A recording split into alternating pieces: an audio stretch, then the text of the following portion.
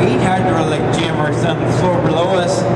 Arizona power plant, which looks like this one, they have 9 of them in their power plant. So totally there are 17 hydraulic jammers at the dam. Each generator has a light on top.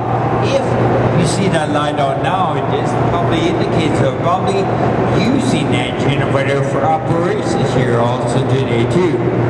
All the generators, initially they were manufactured and built only by 3 companies. You had Westinghouse, they were out of Pittsburgh, Pennsylvania. You had General Electric, they were out of Schenectady, New York.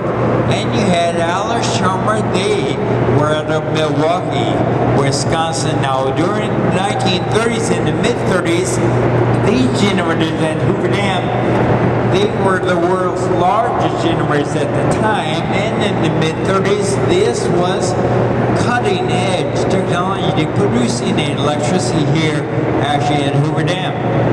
Now, one generator stands about 75 feet tall.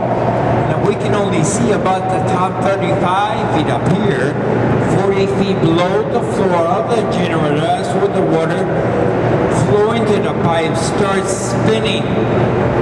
A Francis type reaction turbine, 180 times a minute.